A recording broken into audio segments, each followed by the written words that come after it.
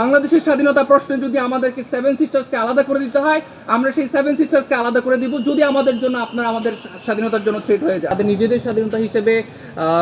চালিয়ে দেওয়ার যেই একটা নগ্ন হস্তক্ষেপ দুঃসাহস যেটা করেছে, সেটার প্রতিবাদের অংশ হিসেবে স্বাভাবিকভাবেই ভারতীয় হাইকমিশন মুখে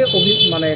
পুরো দেশবাসী যে নেমে আসে নাই, সেটা তাদের জন্য একটা বড় একটা সতর্ক অ্যালার্ট হিসেবে তাদের নেওয়ার কথা ছিল। বরঞ্চ আমাদের এই যে শান্তি শৃঙ্খলার যেই প্রতিবাদ কর্মসূচি, সেটাকে আবার পাল্টা তারা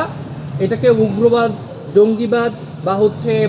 তাদের মতো করে একটা ট্যাগ দিয়ে এটাকে আবার পুনরায় চালিয়ে দেওয়ার চেষ্টা করেছে। এই দুঃসাহসগুলো আমরা মনে করি যে এই সাহসগুলো ভারত এখনো পর্যন্ত পাচ্ছে যেই পতিত ফেসিবাদ আছে, যারা ভারতে তাদের নিজেদের শ্বশুরবাড়িতে পালিয়ে গিয়েছে, তারা সেইখান থেকে ভারতকে বিভিন্নভাবে মদত যোগাচ্ছে এবং বাংলাদেশে থেকে যাওয়া কিছু সুশীল বাঙ্গু যারা বুদ্ধিজীবী আছে, তারা তাদেরকে এই সাহস বা এই স্পেসগুলো তৈরি করে দিচ্ছে। এই স্পেসগুলো তৈরি করে দেওয়ার মধ্যে এই সুশীল বাঙ্গুদের সাথে আমাদের কিছু প্রক্সি মিডিয়া সেখানে সম্পৃক্ত হয়েছে, যারা নামে বেনামে ইন্ডিয়ার প্রতি এই ধরনের মদত বা এই ধরনের কাভারেজগুলো দিয়ে তারা ইন্ডিয়াকে মানে এখনো পর্যন্ত বাংলাদেশের স্বাধীনতায় নগ্ন হস্তক্ষেপ করার এই সুযোগগুলো করে দিচ্ছে। আমরা এর মানে ঘৃণা করে তাদের এই নগ্ন হস্তক্ষেপকে প্রত্যাখ্যান করছি এবং আমরা এই দৃপ্ত কণ্ঠে এই প্রতিবাদ জানিয়ে রাখছি। শুধু শরীফ উসমান হাদিকে এই যে ভারতীয় আগ্রাসনের বিরুদ্ধে কথা বলার জন্য যেভাবে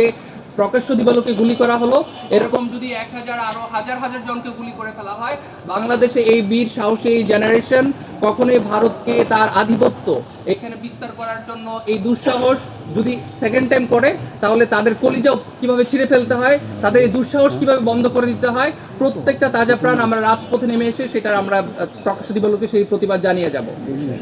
আর এই জায়গাটা আমি সুশীল বাঙ্গুদেরকে লক্ষ্য করে এই কথাটা বলতে চাই যে আমরা একটা সময় পাকিস্তানের কাছে পরাধীন ছিলাম, তারও আগে আমরা ব্রিটিশ বেনিয়াদের কাছে পরাধীন ছিলাম। আপনারা ইন্ডিয়া যে এখনো পর্যন্ত ভারতীয় দালালদেরকে তাদের দেশে প্রেরণ করে দেওয়ার পরে একটা গণ অভ্যুত্থান হওয়ার পরও আপনারা ইন্ডিয়ার বিরুদ্ধে কথা জারি না রেখে আপনারা বিভিন্নভাবে পাকিস্তান টেনে এনে এই যে ইন্ডিয়াটাকে এখানে আবারও ছোট্ট করে আপনারা তাদেরকে মদত দেওয়ার জন্য যে জায়গাগুলো তৈরি করে দিচ্ছেন, আপনাদেরকে এই বাংলাদেশের মানুষজন ভালোভাবে চিনে রাখছে যে এখনো পর্যন্ত 16ই ডিসেম্বর আমাদের বিজয় দিবসে ভারত তাদের বিজয় দিবস হিসেবে কথা বলার সাহস করে, সেখানে আপনাদের কোনো নামগন্ধ নাই, সেখানে আপনাদের নরেন্দ্র মোদীকে নিয়ে আপনাদের কোনো প্রতিবাদের কোনো ভাষা নাই, আপনাদের রাজপথে নেমে আসার কোনো জাগরণ নাই। আপনারা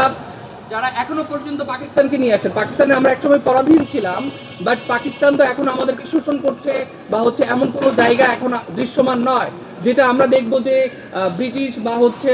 যেই জায়গাগুলো আমরা একটা সময় কলোনিয়াল স্টেটে যখন ছিলাম, তখন সেই জায়গাগুলো থেকে আমরা সবাই স্বাধীন হয়েছে। একটা সময় আবার বৈশ্বিক অগ্রযাত্রায় সবাই এক দেশ আরেক দেশের সাথে কূটনৈতিক সম্পর্কের ভিত্তিতে তারা একত্রিত হয়েছে, পারস্পরিক শ্রদ্ধা ন্যায্যতার ভিত্তিতে তারা তাদের সম্পর্ক জারি রেখেছে। পাকিস্তানের সাথে আমাদের সম্পর্কটা তার থেকে বেশি কিছু নয়। পাকিস্তানও যদি আমাদেরকে আবারও ইন্ডিয়ার মতো করে এরকমভাবে পরাধীন করে রাখতে চায়, আমরা পাকিস্তানের বিরুদ্ধেও দৃপ্ত কণ্ঠ হব। কিন্তু আপনাদের সুশীলতার জায়গা,